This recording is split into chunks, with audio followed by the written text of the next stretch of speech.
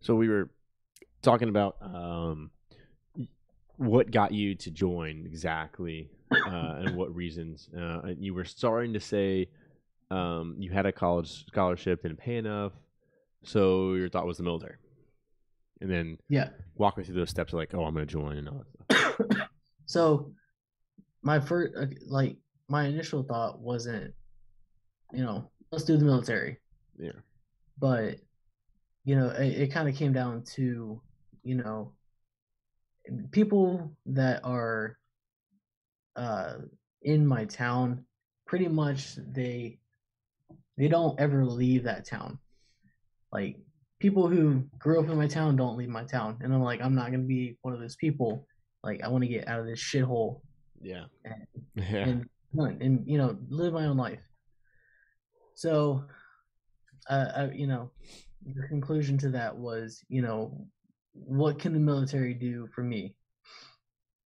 And at a young age, I was like, the military, no, not about it.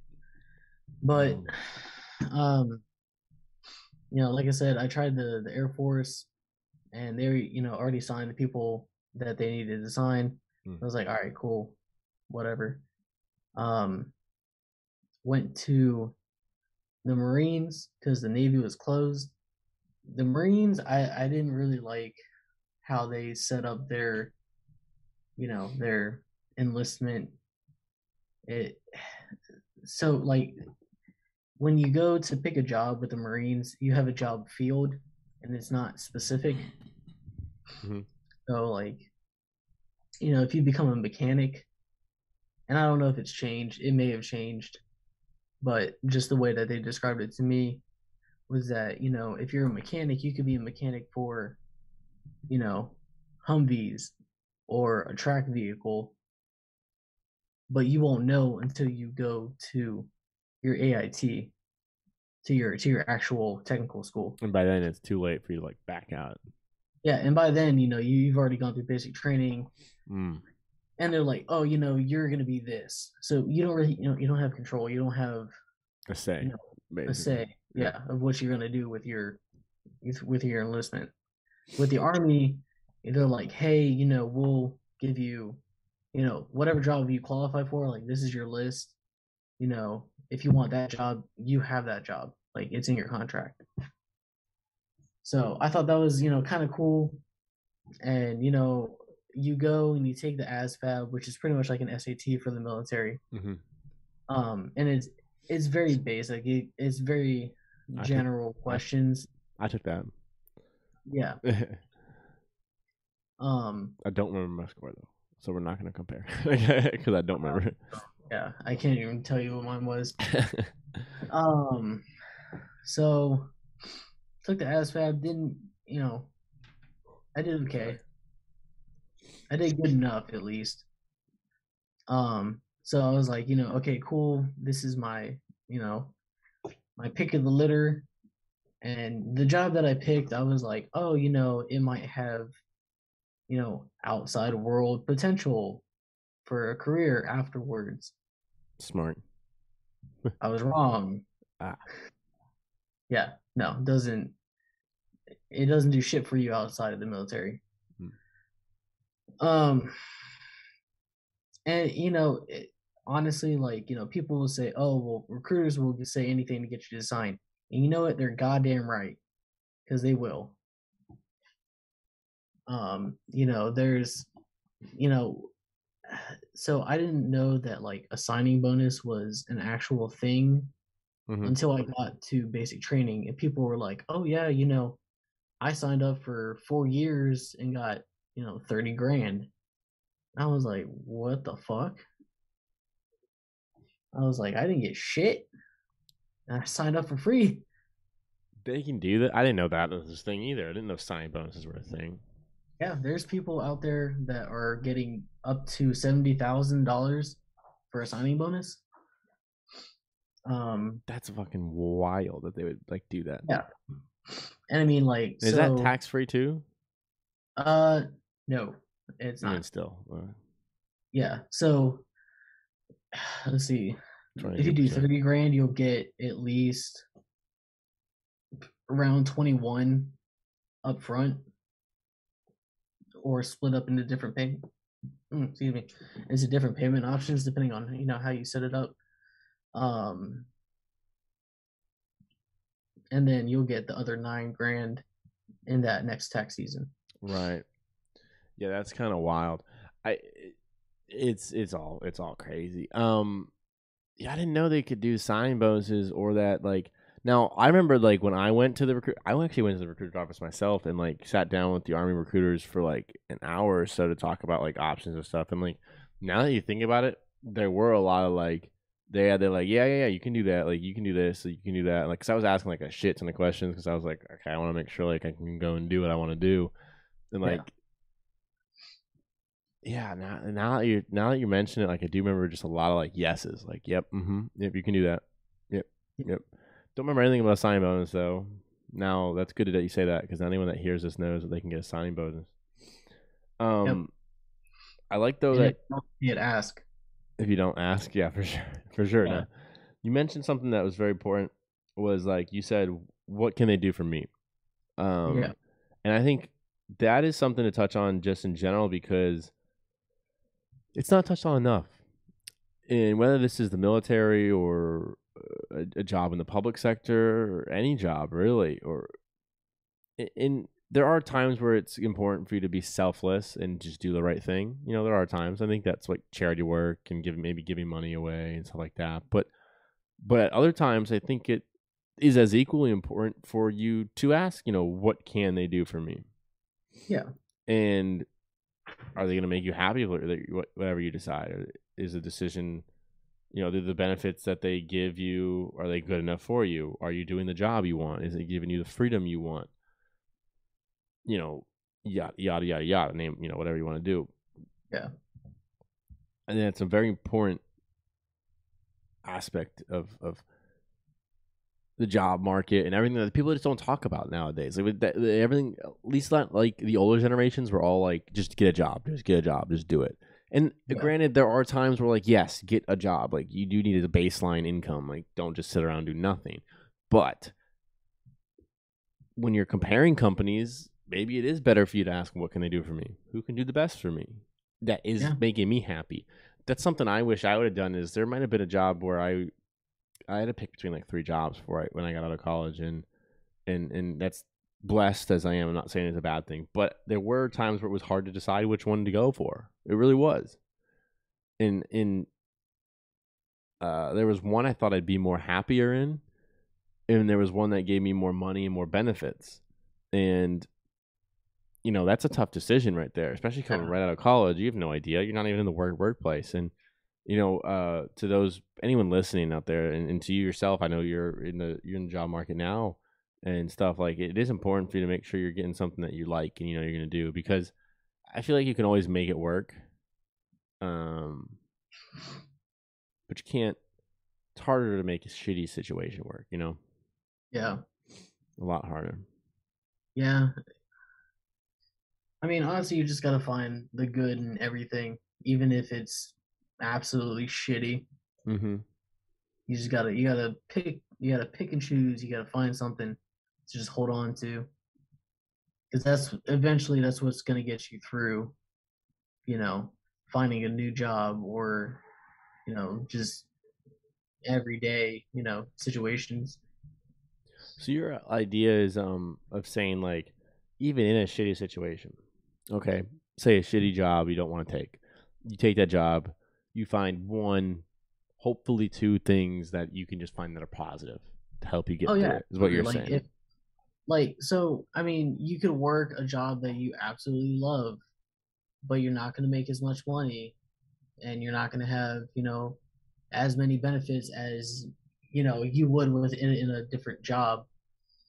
And then you have that other job that pays more, you have more benefits, but you're not going to hate your life, but you're not going to be happy where you're at. And I mean, that just comes down to your own personal inner struggle. Like, do you want to do something you're going to love for the rest of your life, or do you want to do something that's going to benefit you in the long run? Yeah.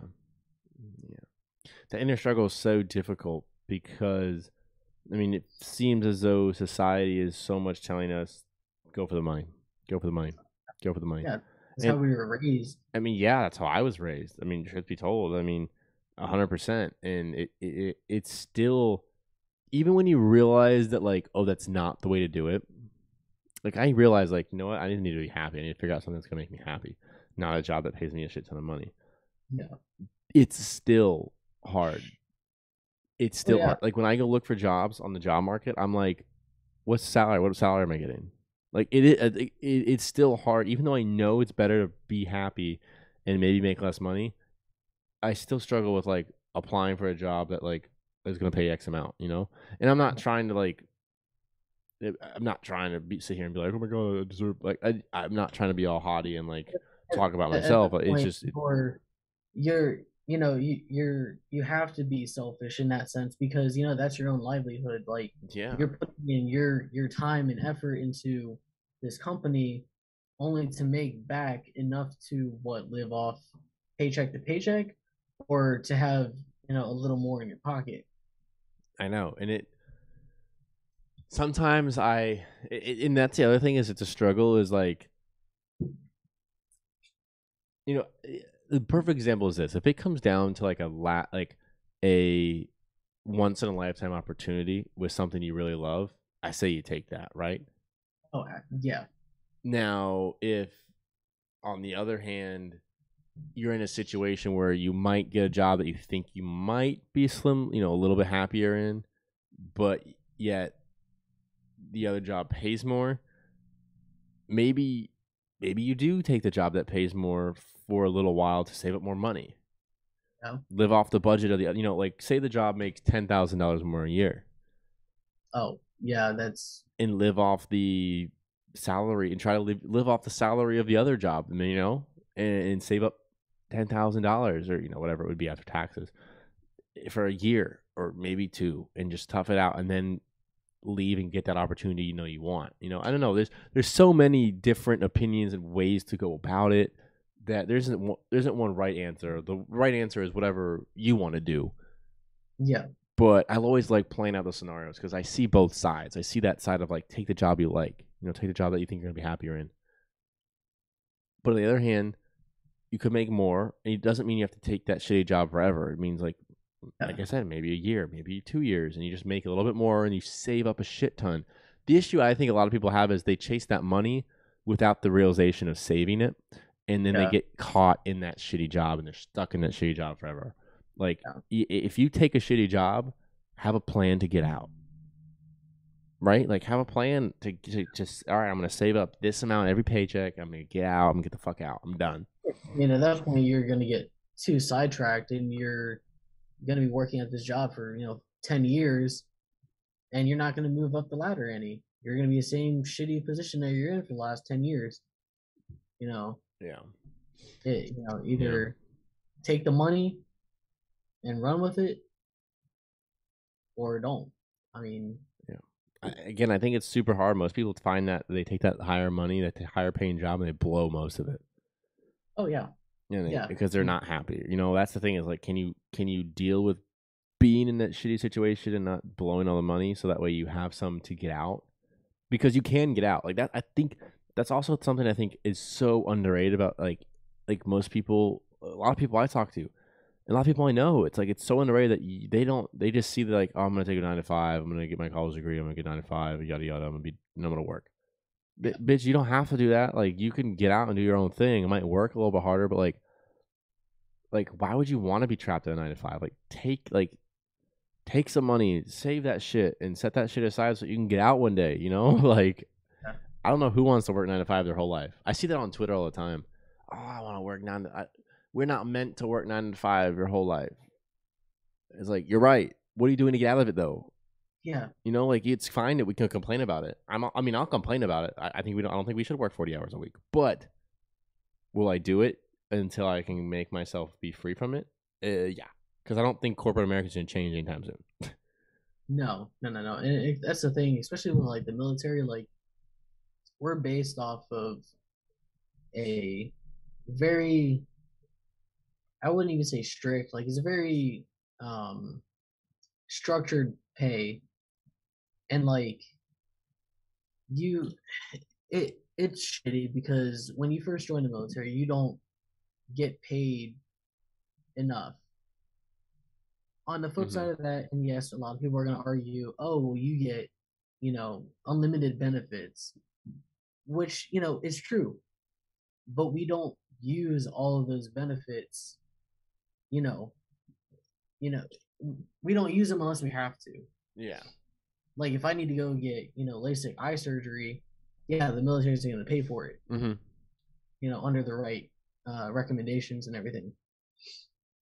I got all four of my wisdom teeth pulled out for free, and that's like a $30,000 procedure or more.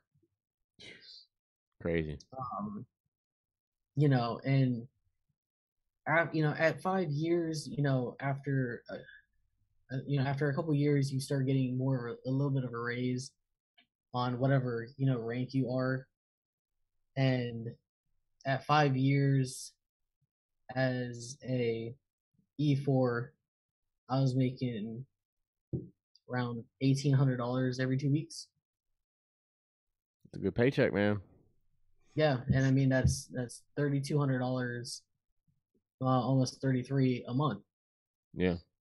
Like, and Most people will kill for that. yeah, a lot of people would love to be in that position, but I'm gonna tell you, like, I much rather would have worked a 9 to 5. Honestly, like, Mm-hmm. we are, we would work nonstop, 7 days a week, almost 9 times out of 10, Mm. especially if we go out to the field. I mean, I live about 30 minutes away from base, um, and so I have to get up at around 4 o'clock every morning, leave the house by 5, and then get to work by around 6. I might stop and get coffee or whatever on the way up Right. there. Yeah, I got that Um, morning coffee.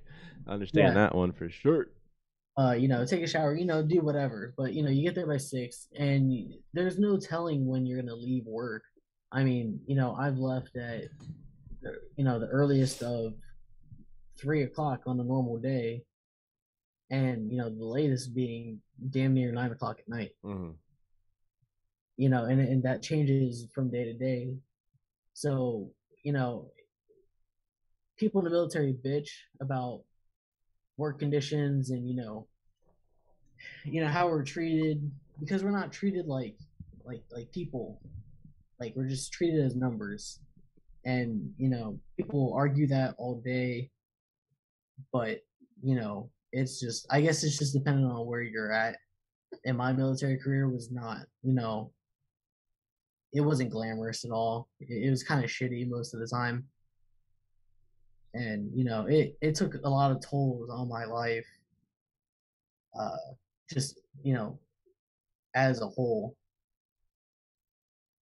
I mean, it, that's why it's commendable. I mean, Yeah, whether it's glorious or not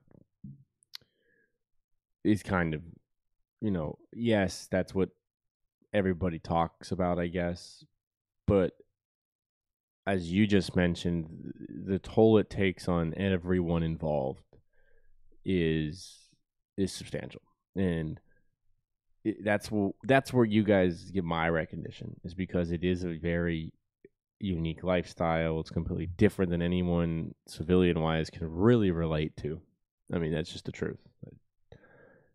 That's why it's commendable, because you are making a sacrifice of your mental health, yourself, for X amount of years to maybe not even get much in return, and that's what makes it more commendable. So don't ever cut yourself short and say, you know, that it wasn't good or it wasn't glorious. I mean, it's commendable no matter what. It's very, very hard career, profession, job for a few years to be involved in. yeah, No matter what, no matter where you are. So, yeah. hey man, we've done about an hour and a half. I gotta get going, but I loved talking about all sorts of stuff with you. Um, Hell yeah. I definitely would love to talk more about the military stuff. I wish we had more time. I'm exhausted, as you know. Like I said, I had 2 hours sleep, so I want to get to bed, to be honest. Oh, you're good. But dude, I'm glad that you came on. I hope you can come on again, man. Hoping shoot shit again and Oh whatnot. yeah, definitely. So I'll see you soon. Hopefully, we didn't hit any of the topics we wanted to touch on today, for the record. No, no. So I think next time we'll do uh just like as a little segue for how I met everyone. yeah, we should We'll, talk about that real quick. yeah, we'll talk about Buku in the next one. Yeah, we'll talk about everything. Yes, yes, for sure, for sure. I mean, we did meet you at a rave. That is how we met. We became friends, is through the EDM world and all that. But I love the fact that we can talk about more. I mean, there's so much more to life than just that. Life is so Oh, complex. That's what I love about. That's what I love about life. That's what I love about the podcast. Is there's so much more complex.